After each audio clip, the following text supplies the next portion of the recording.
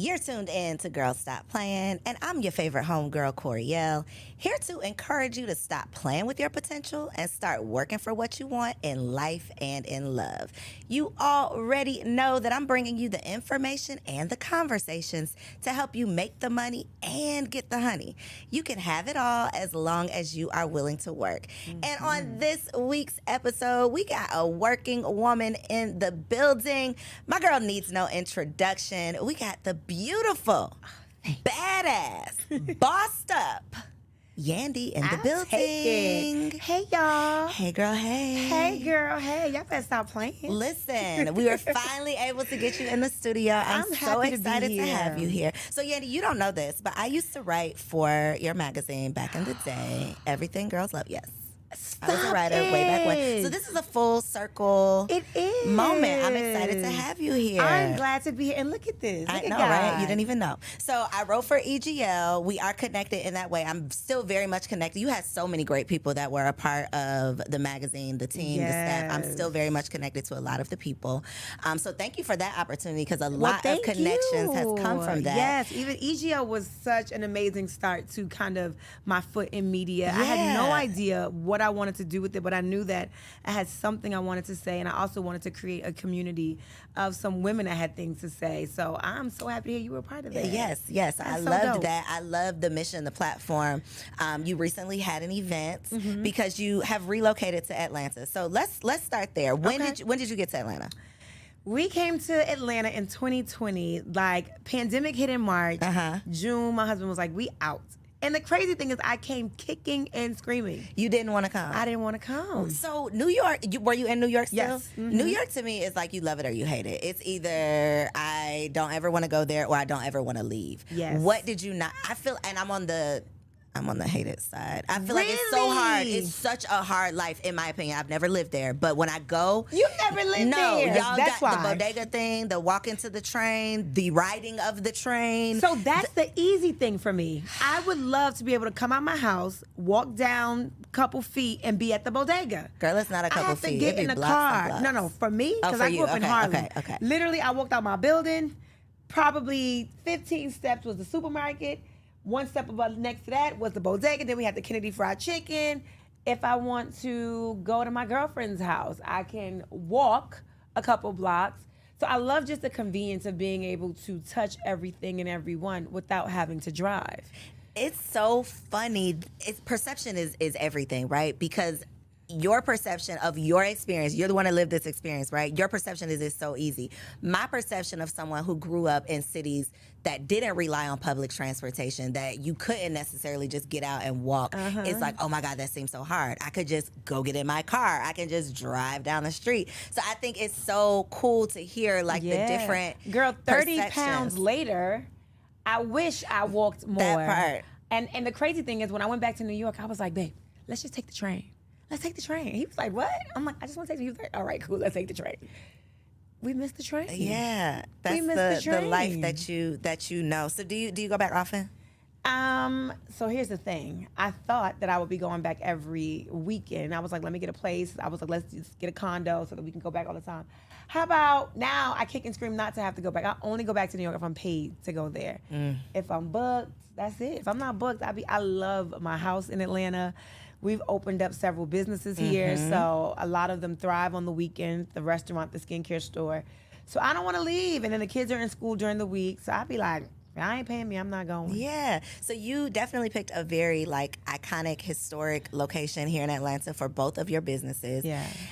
You invited me to be a part of the festival that you just had, and when we pulled up, I'm like, man, me and my husband were literally walking up because we got lost at first, and we ended up like in the mall part. And so we're like, man, can you just imagine when this was like at its height, the underground Atlanta, when this was like buzzing, you know, when it was like the place to be, just the how historic the space is. So the fact that you came to the underground, you have two businesses right next door to each other, which is genius. You're literally able to take advantage of the location and you know using one another to leverage each other. What made you start skincare and restaurant? Were those things that you were already doing? What was What was the So I think any entrepreneur or any creator, when you create something, it's to solve a problem, right? So for me, Yale Skincare was created during a time where I had two things going on. I was suffering depression. I had never gone through depression and recognized it. And part of that recognition was how my skin and my body was behaving to what my mind was doing to me. So I had dark spots. I had acne breakouts. My nose was peeling. I just looked bad. This was my second season on the show, and I remember having to pop pimples because I didn't want to go on the show with the white heads, and I'm like, then it would be a dark mark. So I would put tons of makeup so that you guys wouldn't see it or notice what I was going through. And I just felt like I got to a point where I was tired of doing that. I was tired of looking like that. And I was like, I got to do something. So I remember going into a really popular chain store, and I saw that, one, I didn't see representation. I kept saying, does this eye cream work for black girls? It's going to get rid of these dark circles. I'm like, is this going to help my dry skin around my nose peeling? And the fact that I had to repeatedly ask every time she brought something, the cleanser, the toner, the eye cream, and I had to say, you sure this works for brown skin? That was a problem for me. And then when I got to the register, now look, I'm on TV, and I know y'all think when you get on TV, you just automatically get rich. I wasn't. So when they started bringing stuff in, I had 5 pieces, and it came up to almost $500. I was like, oh, that's the problem. The average woman that's, struggling to pay rent or whatever, she cannot also afford a 30-day supply of skincare at $500 additional. So I was like, there's a white space for something that has representation of brown girls, brown people, that also is reasonable. And then I looked at the back, and I'm like, I don't understand any of this on the back. What is this ingredients? I wanted to create something that was plant-based, that was all natural, and that, I saw people of color represented. So that's why I started that. It was to make me feel better because I was going through a depression and I hated the way I looked. And because of the stress, my skin was reacting to it. So it solved that problem. And then I also wanted to create something that solved the problem of the marketplace, where we can go, feel represented, and then afford it. And it was a good ingredient. Now, Dancing Crepe was created. So there was my store, and then there was a space next to me that at the time someone had under lease. And I was like, man, I just wish this space was open. I could expand the store. And we bought the place during COVID and all that stuff that was going on during the pandemic. And I was like, man, I would love to have a place where people, once the world opens back up, where people can just convene and commune and get together. And I thought I would expand the skincare store. But like you said, this is a historic place. I didn't know that you can't break down walls. Nope. Can't break down walls, can't change the brick. Not supposed to paint the brick. Didn't know that. I painted the bricks. What happens? Do you get fined or something? So the thing is, they didn't put it in my lease. I had no idea. Okay. I had no idea. So later on, when they came to do the inspection, they were like, red flag. And I was like, nobody told me. Nobody told me. So I was able to get away with my painted bricks. But then I realized I can't break down this wall. So let me think of something else that can bring people together. I love to dance, and I love crepes. So I made Dancing Crepe.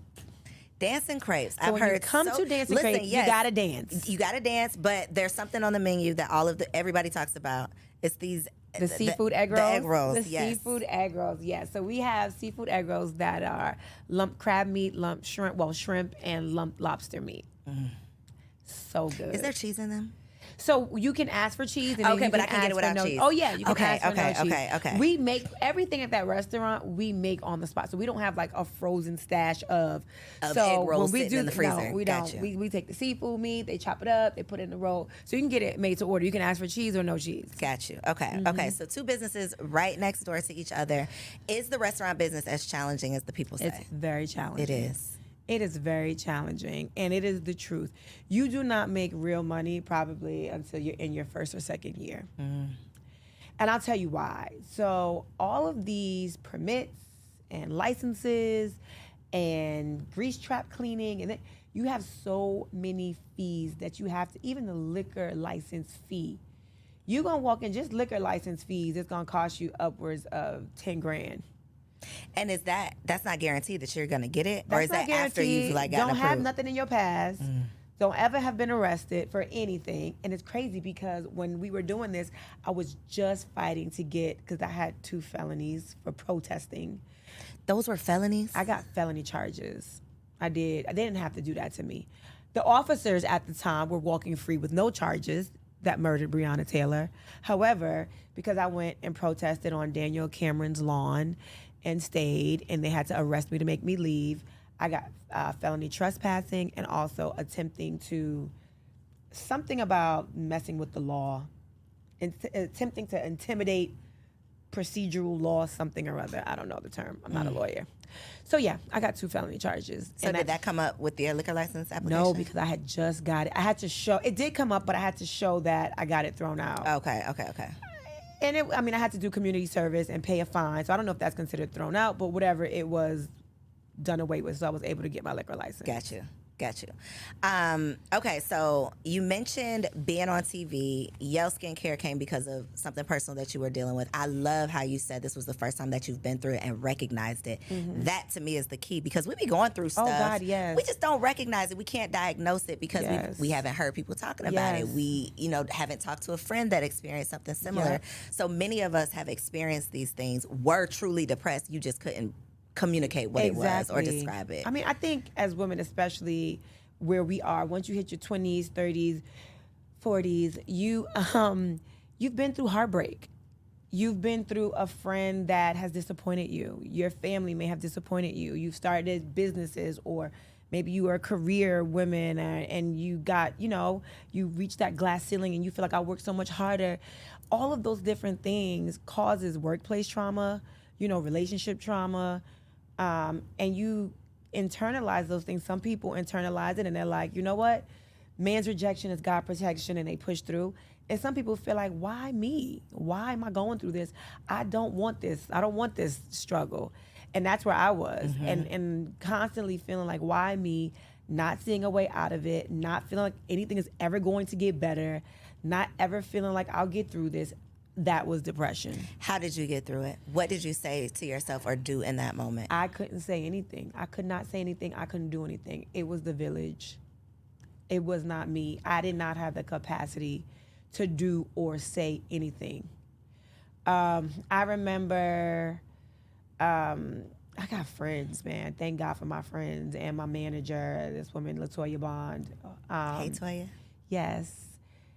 You got to get out the bed, Yandy. You got to get out. You're going to get through this. And I was like, no, I'm not. I'm never going to get through this. You're going to get through it. You will. Constantly telling me that. And I'm like, no. And then even having friends come over, turning on the lights. Come on, get up. Walking me to my shower. Taking off my clothes. Washing me. Like that. Meanwhile, trying to be on TV, trying to save face so they don't know what's going on or how I'm really feeling.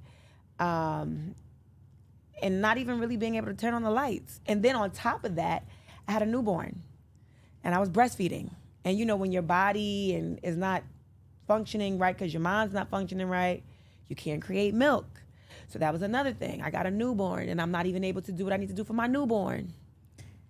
There's no feeling like you can't feed your child. Ooh. That's, baby. That's looking in your baby's. I mean, there's no. I've never cried on this podcast, and today's not going to be the day. Yes. But there's no feeling like putting your breast in your child's mouth and nothing comes out. Oh my God. And knowing, and it's such a difference when I was able to. It's different that part. Like you sit there, and some people in the hospital, you're trying, and the doctors are like, it will come, don't worry. And some people just, it never happens. But when you know that this is the only way your baby knows how to eat, I've never given my baby formula at that point. My baby, of course, wasn't eating any food or, that's all my baby had to survive. And I didn't know. Why can't my body do this? That's a thing, and it is not talked about. It was, and that is what layered on top of whatever I was going through. And that was the ultimate. And then it just got to be like, I can't do that, right? Why? Mommy, my mother lived, at that time, I lived in a condo. My mother lived 4 floors above me. I was like, Mommy, please. I can't do it.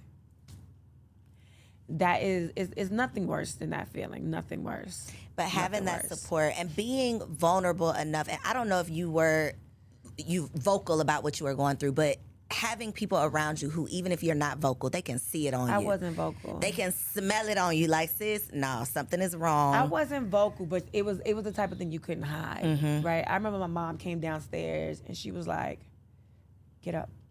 And I was like, I can't. She's like, just get on your knees. You don't got to go far. Just get on your knees.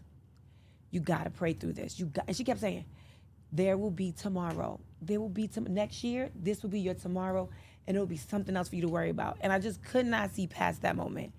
And I remember her just making me get on my knees, grabbing my hands, and just pray. I couldn't even pray. I was so depressed, and she had to just pray over me and for me. How do you deal with that, and then do this? How do you do that and get in front of somebody's camera and be Yandy? I don't know who I was. I wasn't Yandy. Because there are moments when the cameras stop, and if I had to sit and talk to, I think at that time I was talking to Tara or talking to whomever, Kim or Juju, whoever I was talking to. Okay, and they're telling me about what they're going through, and I'm talking about some surfacey level, whatever I'm going through. And the minute they're like, okay, we have to reshift, I didn't want to talk. I didn't want to, and you could just see it just drain from me the minute the cameras went off. All right, okay, we're getting ready to go back in. Kind of pull it together. Okay. Yeah, and yesterday at that party, it was crazy. Oh my gosh, I can't believe such and such yelled or such and such threw that drink. Girl, oh my gosh, crazy. Cameras went down. And I would literally just walk off set. I didn't even say goodbyes. I take my mic off, get in the car, go home, take off my clothes, get my baby, and get in the bed. That's it. Almost as if like you were a shell of yourself. Yep. I just came to perform. And I think, I remember being young, having to go perform for school. I remember dealing with a parent that was addicted for a long time, and seeing things happening at home, knowing that I shouldn't see certain things, and just going to school and performing.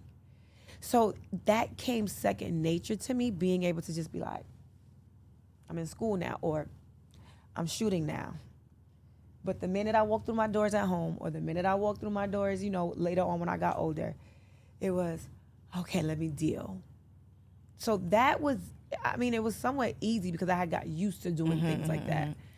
Your coping mechanism. Yeah. Dealing with it however you knew how, but it wasn't the healthiest way because you weren't actually dealing with it. You were just kind of putting up with it. Putting you a were sweeping Band-Aid it under the over rug. it for a second. Yep. Putting on a perfect face. And I think there's so much riding on how you appear on these shows because people are so damn rude, mean, ugly, just mean-spirited. I can't imagine dealing with what you were dealing with internally, but then having to publicly deal with people's comments and opinions. Oh my gosh, and the comment was commenting. There was so many comments, so many. And for those that don't know, I'm talking about the time when my husband was on trial, and we publicly, I was going with him to the court cases. Amir was 2 months when the feds came. That's my son. When the feds came to my house, and as much as I wanted to hide it, I was on a whole freaking TV show. And I was like, it's going to catch up to me. They're going to find out, so I might as well be the one to tell them. Did you try to hide it? Oh, no, so you didn't even, you were like, let me tell y'all before you find out. So when they came to my house that day, I think I was supposed to shoot later that day. Of course, I couldn't shoot. We were going through all of that. So I told the producers at the time, was I a producer then? I don't even know. Can't even think back if I was still a producer at that time. But I remember talking to Mona, who at the time was like a partner, a mentor, a friend. She used to be my boss, but at this time, I had stopped working for her. And I told her what happened, and I was like, do not tell anyone at all. And she was like, okay, are we covering this on the show? I was like, no, we cannot cover this on the show. Did you feel some type of way if she asked you that? I didn't feel a type of way because that's my life. It was That's my what life it was. that was happening in the moment. And you sign up for these shows to show your real life. So I was just like, let me process, let me process all that's happening. This is my best friend, my man, the father of my new baby, dealing with this. And then I also knew that at that time I had EGL, which is Everything Girls Love. We were heavy in the mentoring young girl space. I had all these young women that were working for me or that looked up to me. And I was like, how do I put one foot in front of the other? And, I didn't know what the perception was going to be of me.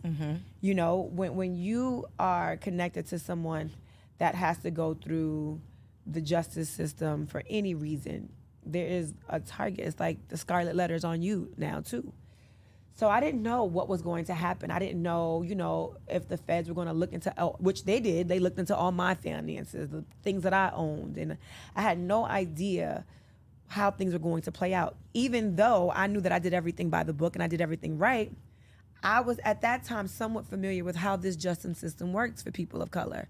And I didn't know, I was successful. I had been in the music business for a long time at that point, and I just didn't know how things were going to pan out for me.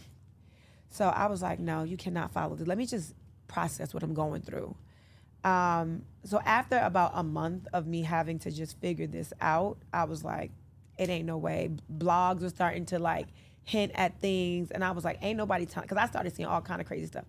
I was like, nobody gonna tell this story for me, and I know the truth. I'd rather just tell the story and let them see the other side. Like, they'll show these images of, people going to jail, and you see the guys with their hands, or women.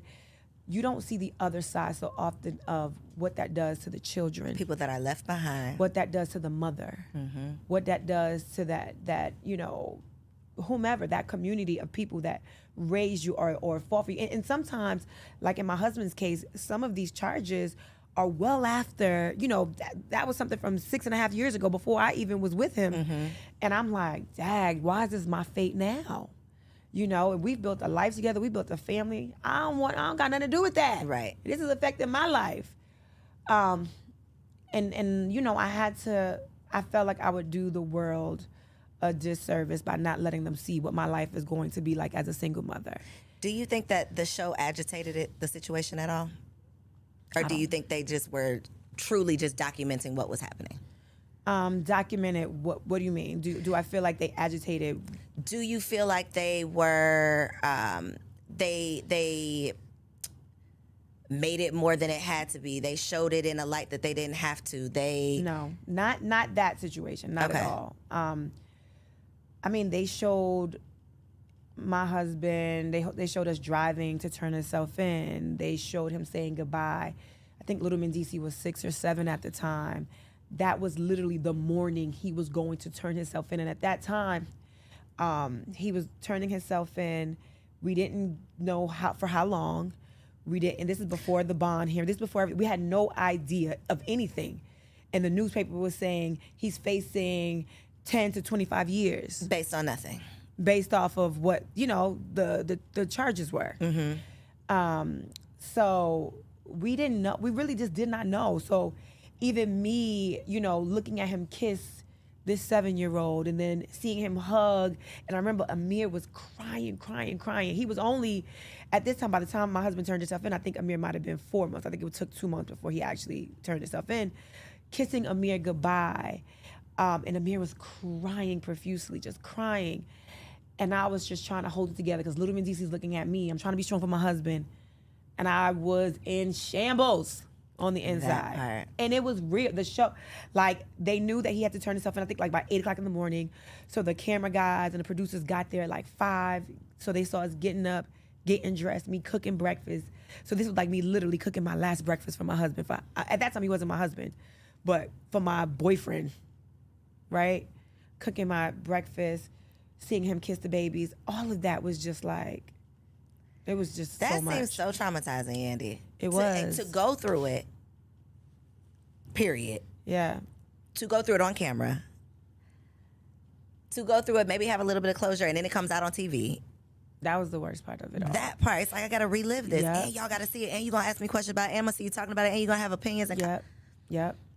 And the blogs, oh my gosh. There's one particular blog that to this day, I still, like, if I see him on the red carpet, I'd be like, nope, thanks, I'm good. I ain't fucking with you. I ain't forget. I ain't forget. And it was, she was so mean and horrible, and the things that she would say, oh, that's good for nothing. You know, people like him, and she should have known better.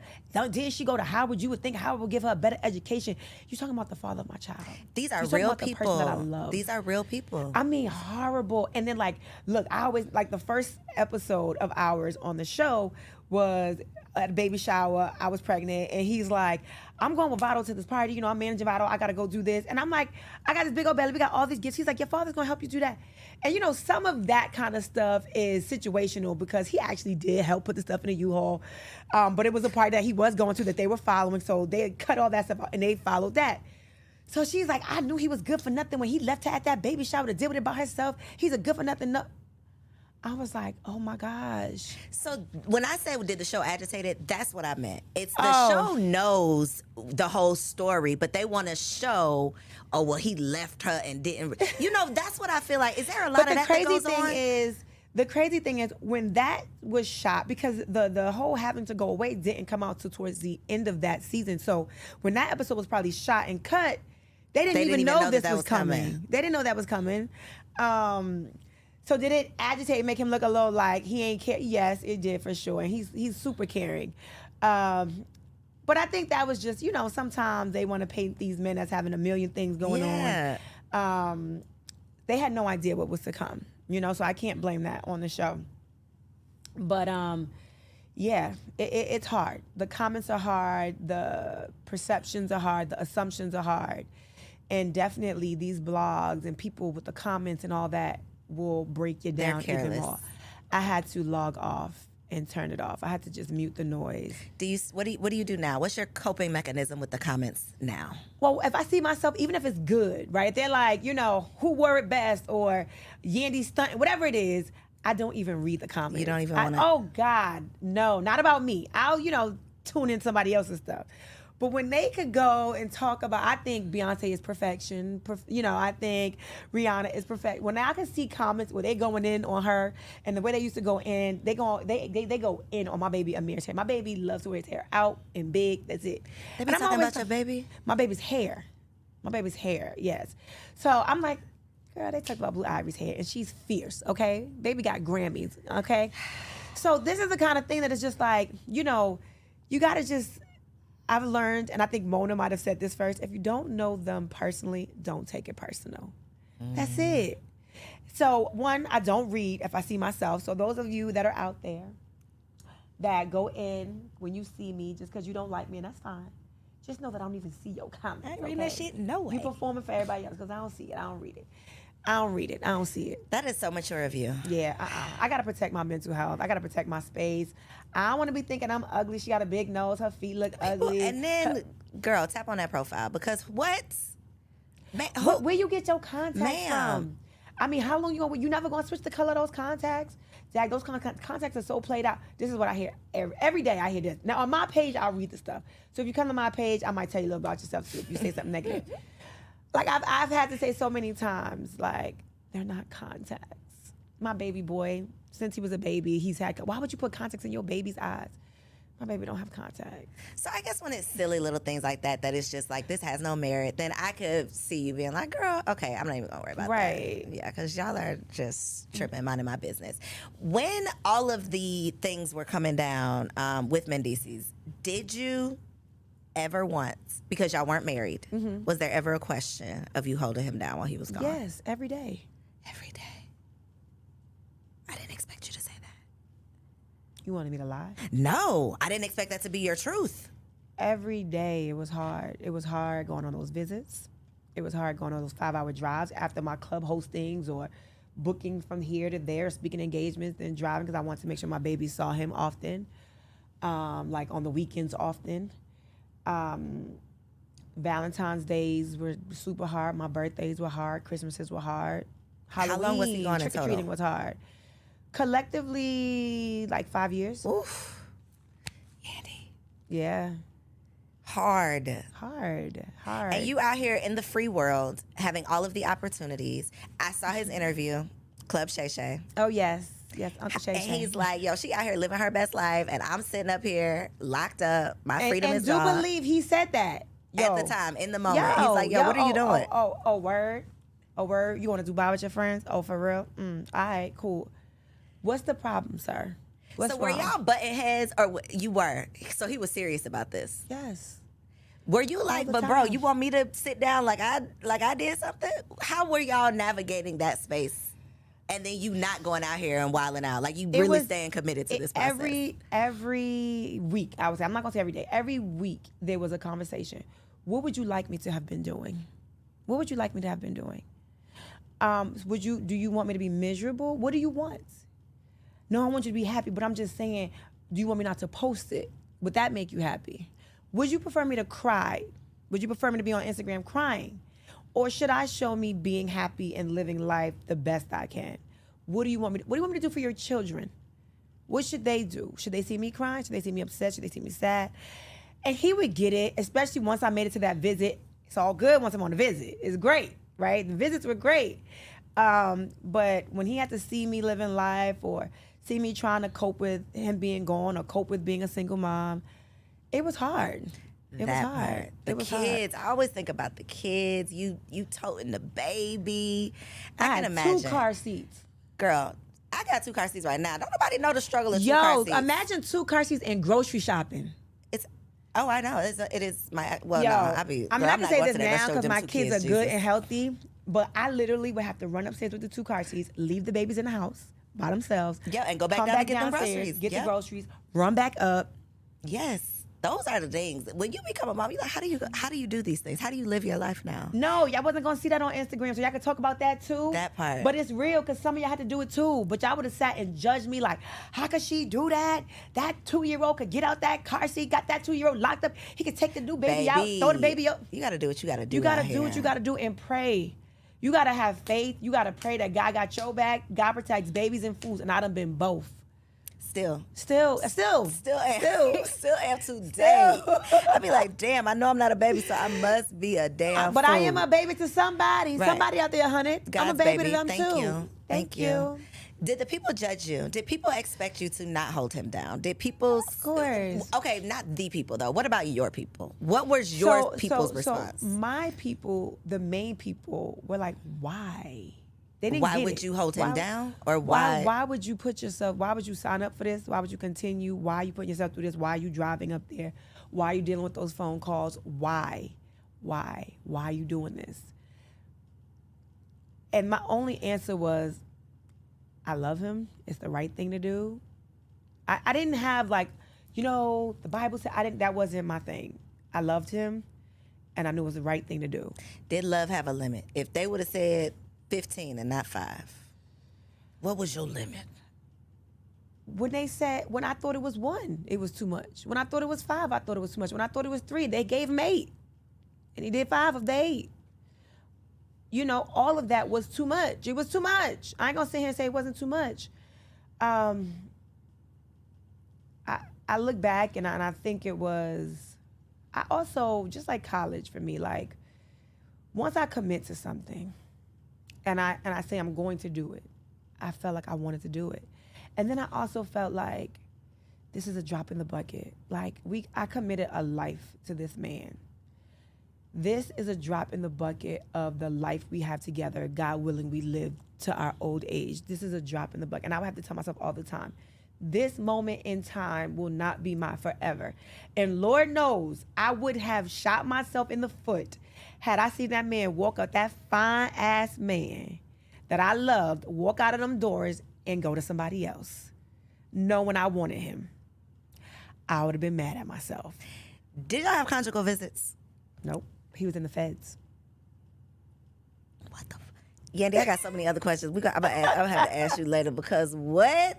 Wait, 5 years? You find other ways to be intimate through phone. You just find other ways on visits. We could talk about that off camera. Okay, yeah, we'll talk about off camera. You find other ways. Okay, so there's other things that the people are doing. I was wondering because that seems pretty tough. And people are just,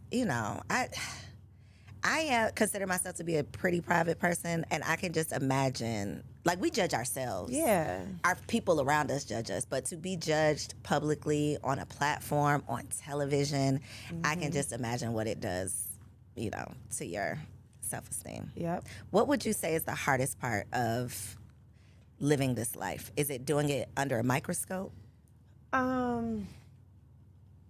I would say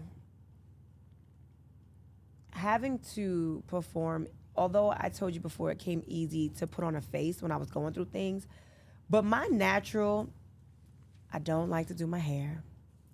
I never do my nails. I rarely get my feet done. Thank God I have the man that I have, because he is like, baby, I love you natural. You ain't got to do none of that. Just make sure you shower every day, twice a day. I'm good. But he doesn't, makeup is not his thing. He loves my hair when it's in an afro. He don't care about my feet being, polished and all that stuff. Thank God, because that is the real me. If I could wear a t-shirt and sweatpants every day, I would. Yandy, you be so fly. I don't believe that. I'm telling you. You're forcing the fly? I am forcing the fly. It is not easy for me. Well, you look good doing it. Thank you. It's not easy for me, though. Like, it's so not easy. Like, I be having to, figure out, it's hard to figure out this and to match this and to this, that. So my hairstylist, Brian, who's also my best friend, he is also my pseudo stylist, because he'd be like, all right, Yandy, wear this with this. But he's a fashionista. So he'd be like, put this together. And thank God, he pretty much lives with me. So he just pulled the outfit out for me. That's what you're wearing today. I'd be like, come on, blessing. That's a blessing right there. He'll be like, do you have to do all of that for yourself for the show, or does the show do that for you? No. You're doing all of that on You're doing all that. All that. They'll send a makeup artist to you. That's it. They're not doing your hair. They ain't getting you no clothes, no wardrobe. None of that. None of it. And then I work for real, right? So I be at my store working. I can't do all this. I be at the restaurant running back and forth. So I got on my Uggs, or I got on some Crocs or something. I can't have no heels. Serving tables, walking back and forth. Sometimes I'm flipping chicken in the kitchen, making crepes. Sometimes I'm the DJ. Karaoke night, I'm the singer. Working. I'm the host. I be working. So, yeah, I don't have time for the hair and the makeup and the nails and the this and the that. But you're still doing the show. I am still on the show. Still on the show. Mm-hmm.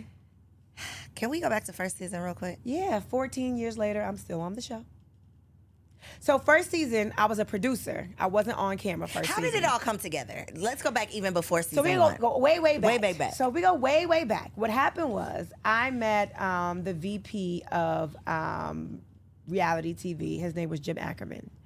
And at the time, my client, Jim Jones, was on this show called The White Rapper Show. And backstage, while he was doing his thing in the front of the stage, I was backstage, doing what I do, networking, trying to get things for my client. And so I'm talking to Jim, and I'm like, Jim, I got this client. He's crazy. And I was like, his family, them together, they even crazier. I was like, if you want to see something good on reality TV, put his family on the camera. So he's like, okay, get me some footage, make me a sizzle reel. Had no idea what any of that was. So I went. It was one weekend. We were going away, and then I had Mama Jones and Christy get on camera, and I had my friend Yolanda Gerald, who I love to death, put together this footage for me. She was, at the time, VP of video at Atlantic Records. I had an office at Atlantic Records. And she put together this sizzle reel that was awesome. It was awesome. And we named it Keeping Up with the Joneses. And I was like, this is fly. I love it. We are going to get this show. Took that up, got the deal. I got a development deal for Keeping Up with the Joneses. So it was great. We're shooting the show. Everything is going. They seeing how crazy my client is and all the crazy stuff he's into. Us running out of clubs, us doing all kind of crazy stuff. It was great. And then life started lifing. We had an artist that we loved dearly. His name was Stack Bundles. He got murdered. Then another one of Jim's artists, Max B, got sentenced to some crazy amount of time, like 60 to 70 years or something. And reality TV, of course, they want to capture that. So they're like, okay, we're going to capture you going to Stack Bundles' funeral. We're going to capture you, following Max B, going to his first court date. And Jim was like, no, this was real heavy emotional stuff for him. And for me as the producer, and I'm like, Jim, this is what they need. Like, we're shooting this show. So we were constantly like this. And he's like, you need to get these cameras out my face. And I'm like, this is what we signed up for. To the point where he started literally pushing the cameras out his face. And they were like, okay, maybe we do not need to shoot Jim anymore. It was too intrusive for him, he felt. So then I remember one day going, at the time, Mona and I were very close, and I no longer worked for her at that time, but I was like, Mona, I'm gonna lose this deal. And I need help. I don't wanna lose my deal. And I think she was pitching a show about women and hip hop with another network. And we were like, we sat at dinner and we're like, okay, maybe if there's a way that we can combine, you know, the deal that I have, we combine your idea, and I can have Jim and his family kind of be like, you know, not the all family. Maybe we have an ensemble cast. And that was the birth of Love and Hip Hop. That was the birth of it. So first season, I was behind the scenes, working in the story rooms and all that kind of stuff. Then I left to go on tour with Missy. But by the time I came back, we were ending the first season. And, you know, Mona did a great job producing that first season because I was gone for most of it while I was on tour with Missy. And that was the birth of Love and Hip Hop. Random question. Is Missy the you and Mona connection? Because Mona was Missy's manager, right? Yep. Okay. I was trying to piece it together. I was Mona's intern. Got when I got out of college. Okay. So I worked with Missy. Out of I Howard. worked with out of Howard. I worked with Missy. I worked with Busta. Worked with 50. Worked with anybody that was on Violators roster. Tweet, Noriega Capone, Prodigy, Mobb Deep. Girl, so started as an intern. Yeah. Wow. Sure did. And now you're here now. Started from the bottom. Now. Started what from the was bottom, the now What we was the here. goal when you got that internship? What did Yandy want to be? I wanted to go to law school to be an entertainment lawyer. Shut your mouth. Promise and here you. you are. So this was not even a part of the plan. And Mona will tell you, I had got asked, I applied for law school, I took my LSATs, did well, got accepted. And then Mona was like, okay, I have this tour. It was the Ladies First Verizon tour. Now, well, you probably don't know because you're young, but that tour Am I young? Thank you. was Missy, Beyonce, Girl, Tamia. who am I not gonna know? Name somebody No, I'm I'm not just gonna saying know. you might not know that tour. Oh, okay. The tour. Okay. It was I was like, a I know huge, all of these people. It was a huge tour Okay. for women. I don't I even know don't that remember. there's You're been right. another tour Okay. like that. But it was Missy, Beyonce, Tamia, Alicia Keys. I want to say Little Mo did some dates as well, but it was a huge tour. It was amazing. And she's like, you know, you can go on this tour with me and help me out, or you can, because I was going to quit and go to law school and intern like on my free days. And I was like, baby, I'm going on tour. Opportunity of a lifetime. My mother was like, what? What do you mean? And I was like, you know, I said, instead of going to law school or grad school, I think this is my grad school over here. And I wasn't even really getting paid. I was getting paid $100 a week. Shut up. $100 a week, okay? $100 a week, and I was touring the world. I was getting $100 a week. I think by the time I went on tour, I got per diem and then maybe $200 a week. But so those of you out there that want to know, do we grind? I was grinding. I ain't get here easy. So what was your first paid? Because that was like play. Where did it go from intern? From intern, I became like a junior. I became Mona's assistant. Okay. And I got a paycheck as her assistant. And then when I went on tour, that next time I went on tour, I was getting a percentage of the percentage. Got you. But that was good for me. Got you. I was a cut happy. of the cut of the cut. Okay. A cut of the cut of the cut. So this Yandy, naming lights, was not part of the vision. Was wife and mother always a part of the vision? Wife, yes. Mother was somewhere long down the line when I'm 40. Got you. So that I was was like not in a rush to be one day, but not a today. A one day, but not a today. Not even a wife. One day, not today. Because I was so excited. By the time I started getting my own management clients, like my first client was Jim Jones, right? And then I started doing so many other artists.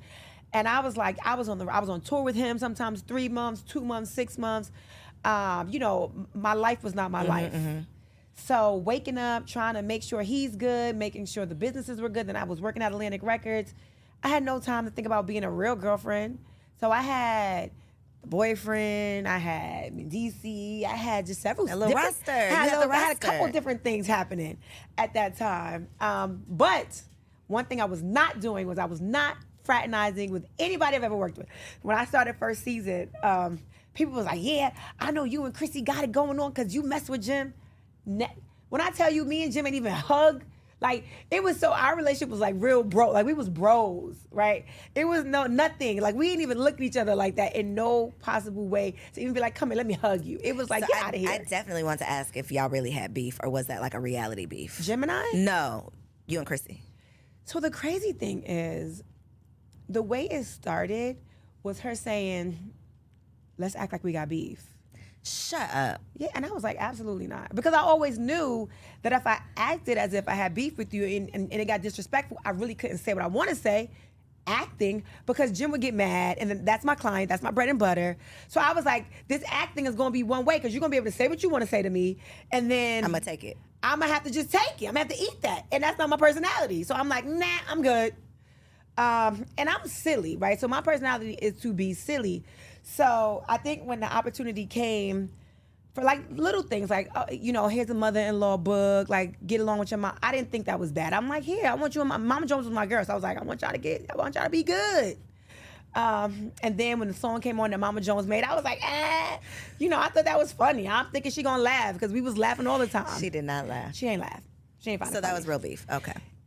It But became the crazy real beef. thing is that was the same day she said to me, let's act like we got beef. So it kind of, I don't think it would have been beef if I wasn't like, I'm not doing that. I thought it looked like an avenue for her to act like she was mad at something. Because we used to play all the time and snap on each other, be silly with each other, just not on TV. Right. So I was like, girl, my whole attitude was, I was like, girl, you're not really serious. You really mad? You mad? And then when the cameras would go down, I'm like, you acting or you mad? What you doing? And was she mad? It was like, let me just keep this up, because I already said I'm not doing it for real. So it was like, let me act like I'm mad. And then it turned into a real thing. Like, Now we really beefing. you mad. Interesting. It got interesting. This is my last reality TV question, because I feel like we always see what we see, but then we always hear like the residual effects of real life that reality TV has. Have you experienced any real life, I guess, challenges as a direct effect of you being on reality TV? Like your real relationships? I would say yes and no. And the reason why I say yes is because I think real relationships, you cannot break those with money. You can't break those with, I made a mistake and I said that. You can't break those with slip-ups. Like, you work through it in real relationships. I'm going to work through, I have friends that I've had since elementary school, the majority. Like, I don't lose friends. In TV, I lost somebody that was dear to me because it was TV time. And I thought it was real, but when you don't perform the same way, like I'm not able to, get you these deals, or I'm not able to get you back on the show because, they're no longer interested, or I'm not able to, like, when I wasn't able to perform in a way that suited our friendship, then I was no longer needed.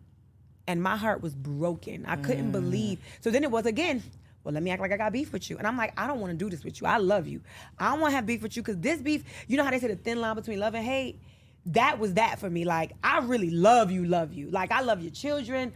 I love your husband. I love you. So if we beef, I'm going to hate you because I love you. So that broke my heart. That broke my heart. And I realized, as I matured, and I'm like, that wasn't a friendship. It was one-sided. It was one-sided. So this whole conversation of adult friendships has just come up. And that what you just said is what I feel like is on the backside of any friend breakup. It's like, well, you start doing the math and you start thinking back, rolling down memory lane, and then you like, wait, I was were doing we this? really friends? I was also doing this. I was also making sure this happened. I was also making sure this didn't happen. And then I look back like, wait a minute. I never got protected in this. No one ever came to my rescue when this was happening. I was never, made sure that the secrets were kept secret. It was like everything was fair game when it came to me, for the sake of TV, for the sake of, let me make sure my spot is secure. And when that spot wasn't secure, it was like, now I'm going to come for you, because that's going to get my spot back. If I act like I don't like you, now I'm back on TV. Or now so it was like, yo, you really took it that far? And that's when I realized, like, we really not friends. All this time I was loving you. I'm a damn fool. I've had plenty of those moments. I was loving you. You was busy. That. It was that. And that is as painful. Well, I don't want to say as painful, because people deal with things differently, but that can be as painful as a romantic relationship. Yeah. And sometimes more painful, depending on, the history, it was how much of my painful. business you know, It was painful. the things we've been through together, all of those things. Yep. It's tough. It was. Another thing that's really tough that I can relate so much to you with, we did the sesh. Shout out to Pinky. Hey, Shout girl. out to Pinky. One of the things that came up in the conversation was like mom guilt. Was running around town, doing all of the things, going after our goals, being these superheroes, and struggling to not beat ourselves down for the way that we mother. Yeah. How has your experience been managing? Because I think balance is like bullshit. I don't really think that exists. sure. But managing all of the things, Yeah. having to show up and be the Yandy that so many people need, but then also finding time to be the mom that your children need. Yeah. I had to just relinquish the thoughts and fight my brain on the whole mommy guilt idea. Balancing is a lie. It's a myth. It doesn't exist. Prioritizing exists. Being deliberate with your time and intentional with your time exists. And that's what I had to do. I had to just really be intentional with the conversations I have with my children. Listen, I gotta go away. But I'm going away to do this, that, and the third, because you wanna go to that camp, right? You wanna make sure you go to acting school, and you wanna be in football, and mommy and daddy have to work if that's what's going to happen. And then if you have questions about mommy's work, you can come with me. You can travel with me, but you're gonna have to sit and be good. I put up a post the other day. I was like, Amir, I'm gonna take you with me to work, because he has so many questions about why I can't do this and why I can't bring him here and why I can't run around with him and his friends, take him to the swimming pool. I said, you're gonna come with me to work so you can see why. I took him to the Yale store. From the Yale store, we went to the restaurant. I had him serving tables with me. From there, I had a speaking engagement, had to get in hair and makeup. I went, shout out to E.T. Thomas. I went to the hip hop preacher. He had me booked, and Amir came with me there. And then from there, we had to go back to the restaurant because it was packed. And he came home like, Mommy, please just leave me alone Whoa for the out. day. Whoa out. Laid on the couch like I can't do anything more. And I said, well, welcome to my life. So you know, when I get home at night and you're like, Mom, can you come play the video game with me? Mom, I need you to, Mom, can you wash my hair? And I'm like, this is why sometimes I'm like, Mom, I mean, I could do one thing.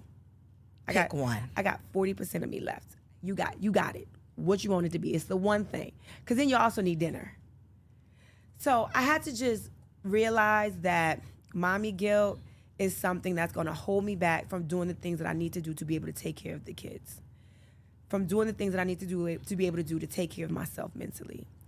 Because I got to do it at this point. I done signed up for it. I done committed myself to it. I got to do it. So I just tried to infuse my home life, my children, my husband, into everything that I have going on.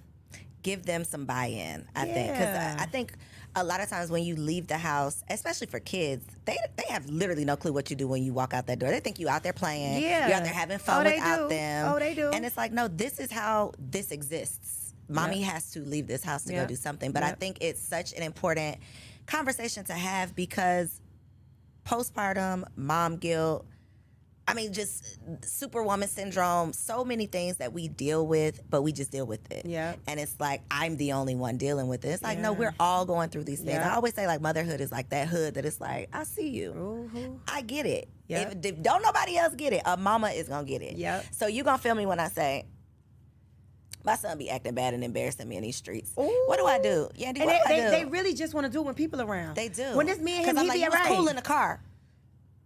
The minute gotta- people get around, child. let me What tell do you do? Do your something. kids embarrass you? Oh, when I told you I took Amir to that conference I had, now this is the #1 speakers in the nation, right? I said, Amir, when we get in there, I got to give him a talk in the car. Mom, I got to bring my football. You're not going to be able to play your football. In the video, you will see him walking with his football. I said, Amir, we're going to a conference. It's in a theater.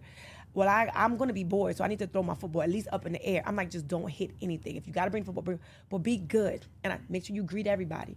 Make sure you say hi. And then just go like this with your football. Sit there and be quiet. Okay, soon as we get in. I'm like, Amir, you're going to break something. Well, you said I could throw it. No, I said go like this. Throw it to your hands, your hands. These hands right here. And then we get to the back. The people are like, hey, you guys need anything? I'm like, no, I'm good, just water. Yes, I do. I would like he had a Gatorade. Do you guys have Doritos, but not the regular Doritos, the Doritos that's blue, the Taínos? I don't even know what it's called. I'm like, Amir, they don't have that here. And they're like, well, I can run out and get it. No, you can't. No, Amir, just be quiet. He had a whole rider of things he needed. And I'm like, You can't just be quiet. It's like, well, they asked. I do want to. They asked. Exactly. So that's what they do. So this is what they do. But I think, the Bible that talks can't about be the answer, training up a child. So that just means he needs to come to more. So they're gonna you have to bring him around more people. That is what my husband said. You got to take him out more. You're gonna have to take him out more. I'm like, yo, that cannot be the That's answer. the I antidote. do this I'm telling you, more. You gotta do it more. Gotta do it more. Do you get embarrassed? Yes. Do you feel like, oh my God, these people are gonna see this? You feel that? Yes. Okay, that makes me feel better. Okay, all right. When he threw that ball up, and I was like, if it don't go back to his hand, if it go over there, hit that person in the head, or if it go over there, knock that speaker out, and it was like 600 people in the audience, I was like, why would you decide to be backstage throwing a football in the air? Why? And then I thought, why would you let him bring the football? Why would you do that? Yeah. And then I made him put on a button-down shirt. This was the thing. I made him put on a button-down shirt, and I said, wear these nice new white crispy sneakers with your white button-down shirt. By the time I get there and I got my video ready to go, he has his Crocs back on. I said, what happened? Let's just go in there with the Crocs on. We get in there. When I get off the stage, the shirt, that button-down shirt was off. Got the dingy T-shirt on. The shirt is crumpled up on the side. And then he got his football. So the white shirt got the football stains on it. So Yandy all pulled together, but her son, look at the son. Look at the son. You know they're going to be like, oh, you pulled together. Embarrassing me in You these got streets. your son looking dirty? No, he got himself looking dirty. That part. That's not how he showed That up ain't here. how he came. Yep. So that's just life. Suck it up. Be embarrassed. But wait till you get your girl. She gonna embarrass me more? Why? Because my daughter is 8, but since she was probably about 5, I got that. When they turn around and look at you like this, that's when you like. You don't slap them? No, you don't slap them because they doing what you do. Oh. My daughter, see, my son is not gonna do this. My daughter will come into a room and sit like this. Uncross your legs. What you doing? What you do, mommy? What you do? And then she want to talk like this, and I'm like, why are you talking to me with your hands? What you mean, Mom? Why? What's wrong?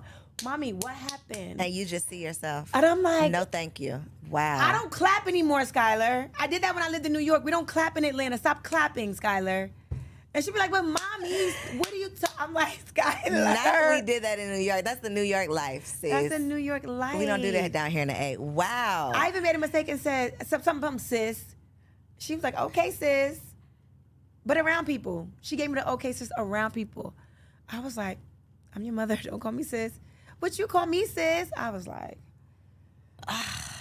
yep, wait till you get your girl. Thank you. Yep. I'm not looking forward to any of that. That sounds awful. But it is beautiful. It's a beautiful life.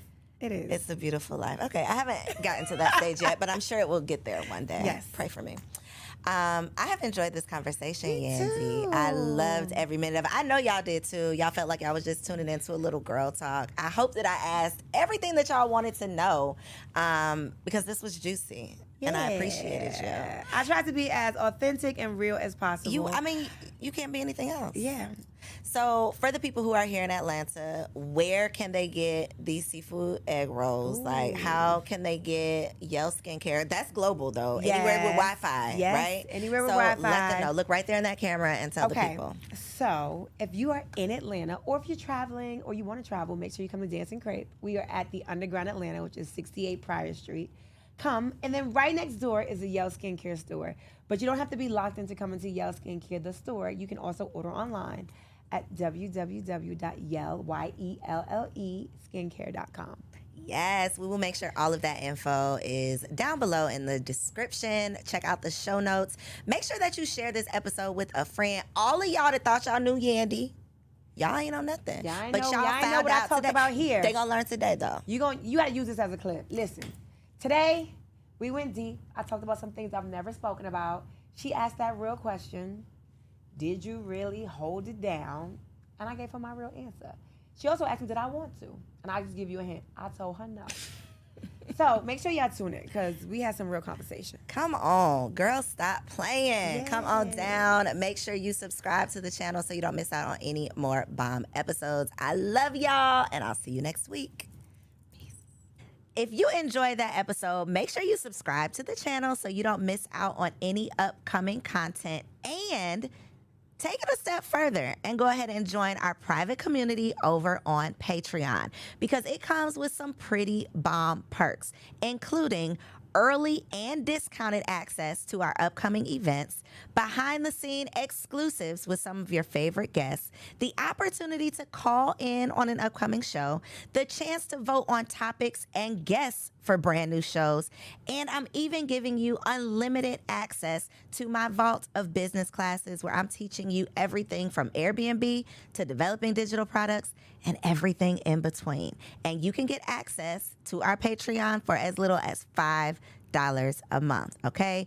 Get in where you fit in, and I'll see you on the inside.